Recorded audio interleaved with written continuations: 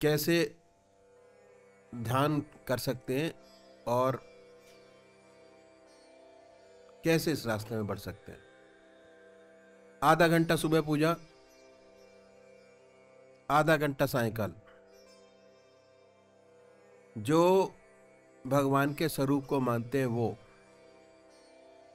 और जो निराकार भगवान के उपासक हैं, जो साकार भगवान के उपासक हैं, जो दोनों में से किसी को नहीं मानते, अपने आप को जाने। और अपने आप को जानने के लिए किसी भी चीज पर मेडिटेट करना बहुत जरूरी है। ध्यान करना अपने आप को जानने के लिए बहुत जरूरी है। तो मैंने आपको तरीका बताया, साकार रूप, निराकार रूप। अब आगे बढ़ते हैं कि आधे घंटा सुबह और आधा घंटा सायंकाल तो हमने बैठ के आराधना कर ली। सुबह परमात्मा का शुक्रिया अदा किया कि प्रभु अगला दिन दिखाया, शुक्राना। और शाम को धन्यवाद उसको दिया कि आज का दिन बड़ा सुंदरता से आपने निकाल दिया। रात को सोते हुए फिर परमात्मा से प्रार्थना की। दूसरा स्टेप, हर मनुष्य सोता है, हर मनुष्य भोजन करता है। आधा घंटा दोपहर को लगाता है और आधा घंटा रात्रि को लगाता है।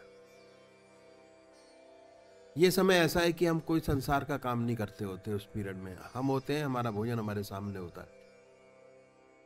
आजकल क्या है कि वेस्टर्न कल्चर की छाप पड़ी हमारे ऊपर और हमारा स्टैंडर्ड 2.5 फुट ऊंचा हो गया। पहले जमीन पर बैठ के भोजन करते थे, अब मेज कुर्सी पर बैठ के भोजन करते हैं। कोई नुकसान नहीं, बड़े आराम से कीजिए। नुकसान क्या है कि जितने दुनियावी विचार हैं वो खाने की मेज पर डिस्कशंस, खाने की मेज पर बैठ के किए जाते हैं, क्योंकि हमको वही समय ऐसा मिलता है जब हम दुनिया के घर के सारे डिस्कशंस कर बैठे। उस तरीके में तब्दीली लानी होगी यदि आप आध्यात्मिक जिंदगी चाहते हैं। वो क्या है कि जैसे ही भोजन आपके सामने आए उन सब विचारों को हटा दीजिए। भोजन आपके सामने हो, बड़े प्यार से बैठिए, अपने इष्ट को याद कीजिए, अपने परमात्मा को याद कीजिए। हर ग्रास उनकी याद में खाएं। ना कोई चीज बगैर परमात्मा की याद के पिए, ना कोई चीज परमात्मा की याद में खाएं।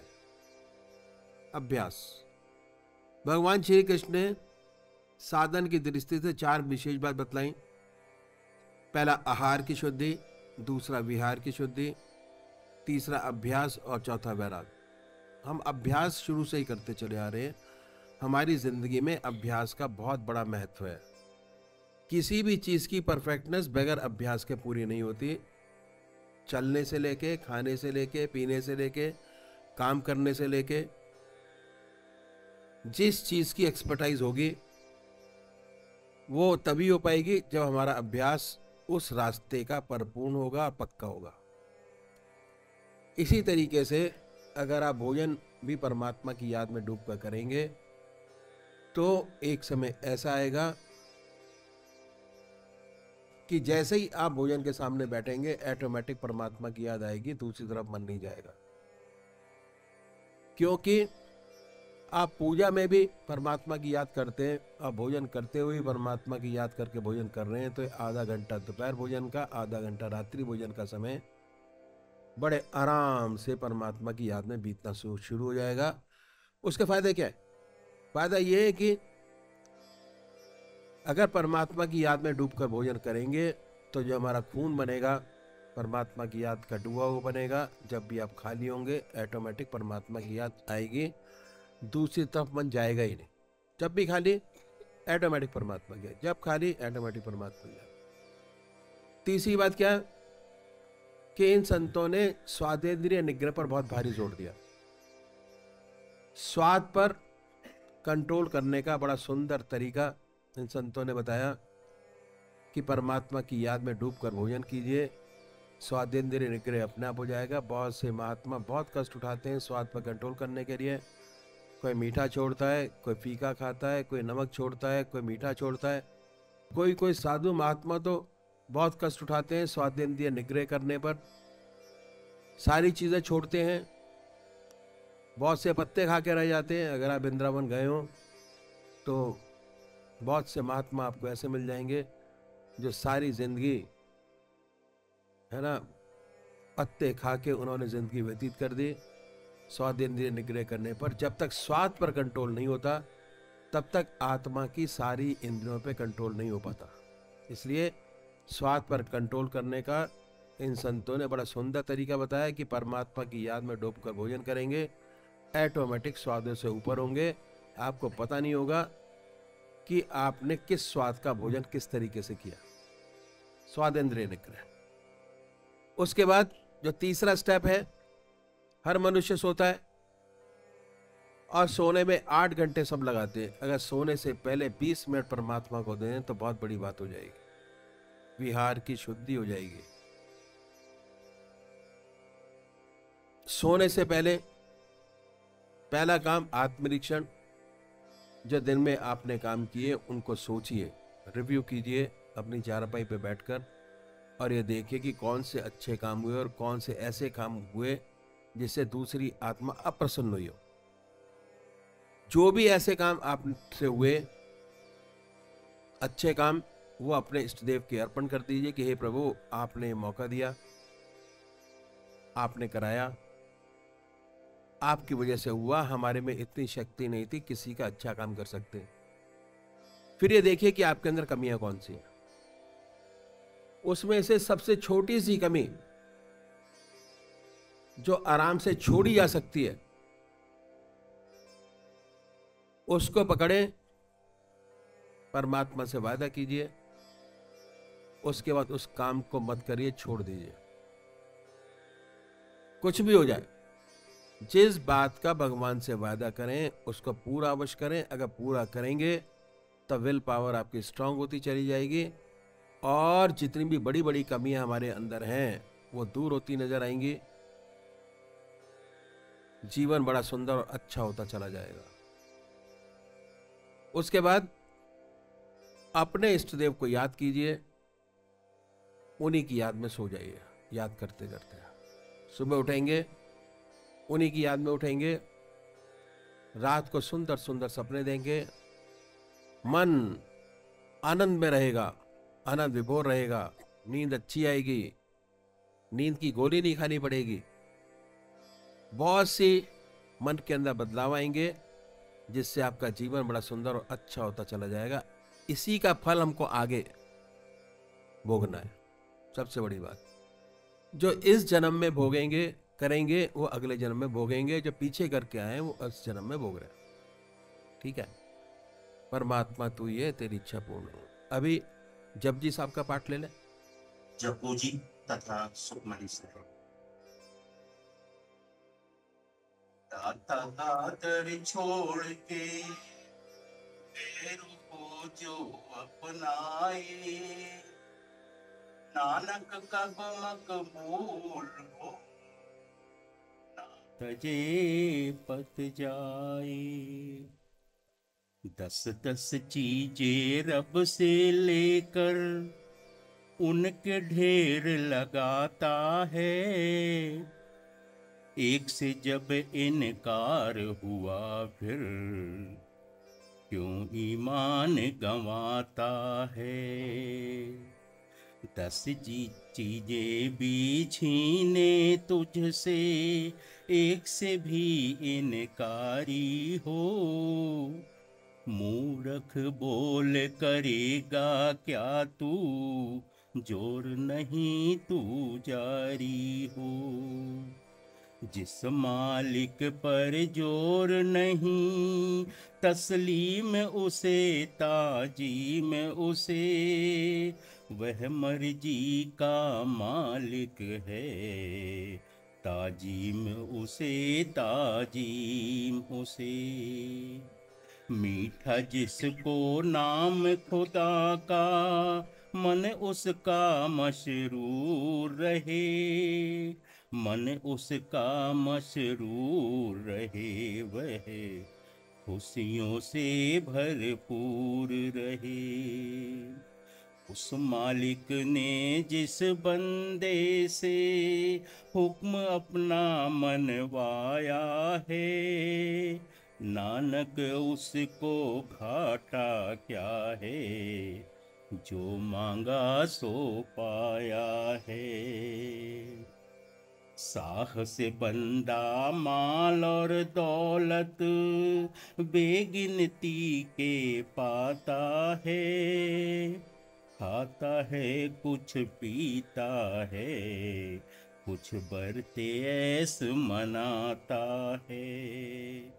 शाह अमानत अपनी से कुछ वापस जब ले जाता है, अपनी करतूतों से मूर्ख अपनी साख गवाता है। साह को सब जब उठ जाए, भेद भरम खुल जाता है, जिस मालिक की दौलत है, रख उस मालिक के आगे तू। मान कहाँ सर आँखों पर, क्यों हुक्म से उसके भागे तू, राजी होकर मालिक तुझको चार गुना खुशहाल करे। रहमत वाला साहब हरदम नानक माला माल करे। माया रंगा रंगी न्यारी जो तेरे पर चाहती है। पक्की बात समझ ले बंदे, आती है यह जाती है। पेड़ का साया भाया है, तू उससे प्रीत लगाती है। जब वह साया जाता है, तो पीछे क्यों पछताता है। जो कुछ देख रहा है तू, यह सब कुछ जाने वाला है। मन का आधा लिपटे उनसे, वह उनका मत वाला है। राही से जो प्रीत लगाए, वह आखिर को रोता है। हाथ न उसके हाथ लगे, दिल देता है सो खोता है। प्रीत करे जो नाम से रब के, मन मेरे सुख पाता है। नानक अपनी कृपा से वह अपने साथ मिलाता है। तन और धन और बच्चे वाले हानि है, सब फानी है। माया खुदी तकब्बुर वाले फानी है, सब फानी है। जो बन राज जवानी दौलत फानी है, सब फानी है। काम क्रोध और गुस्सा शहवत फानी है, सब फानी है। रथ पोशाके घोड़े हाथी फानी है, सब फानी है। जर का प्रेम और हंसते साथी फानी है, सब फानी है। मोह फरेब तकब्बुर निखवत फानी है, सब फानी है। तेरे मान गुमान और शौकत फानी है, सब फानी है। साधुओं के साए में भक्ति कायम है, पाइंद है। मालिक के चरणों में नानक नाम को जप कर जिंद है। कान सुने जो गैरों की कान सुने जो गैर की गिबत, हानि है वह फानी है। हाथ जो छीने गैर की दौलत, फानी है वह फानी है। आँख जो घूरे गैर की औरत, फानी है वह फानी है। जीभ जो ले भोजन की लज्जत, पानी है वह पानी है। पाँव जो सर का भागा जाए, पानी है वह पानी है। मन जो गैर के धन पे आए, पानी है वह पानी है। कोई न हो जिस तन से नेकी, पानी है वह पानी है। नाक जो सूंघे बास बदी की, पानी है वह पानी है। जब तक मन में ज्ञान न हो, हर चीज जहाँ की पानी है। नानक रब का नाम लिए, फल देना तब इंशानी है। फल देना तब इंशानी है। ऋषि निकाय मुनि बर गति देखी, सुखी भय निज हृदय बिसेखी। स्तुति करहि सकल मुनि वृंदा, जयति प्रणत हित करुणा कंदा। ऋषि समूह मुनि श्रेष्ठ सरभंग जी का यह दुर्लभ गति देखकर अपने हृदय में विशेष रूप से सुखी हुए। समस्त मुनिवृंद श्री राम जी की स्तुति कर रहे हैं और कह रहे हैं, शरणागत हितकारी करुणाकंद प्रभु की जय हो। पुनि रघुनाथ चले बन आगे, मुनि बर वृंद विपुल संग लागे। अस्थि समूह देखि रघुराया, पूछी मुनिन लागी अति दाया।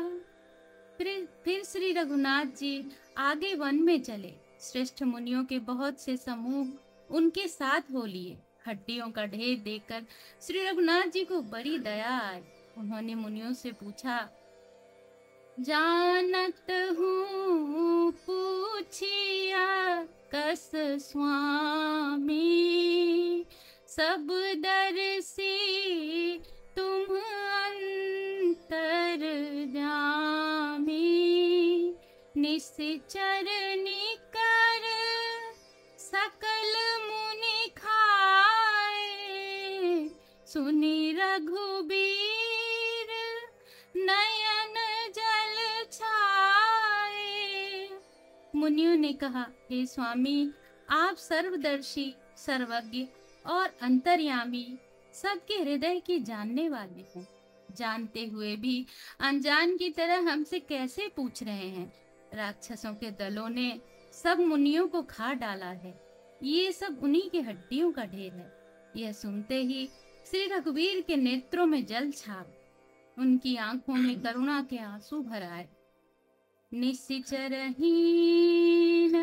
करऊं मही, भुज उठाई पन कीन। सकल मुनिन के आश्रम जाई जाई सुख दी।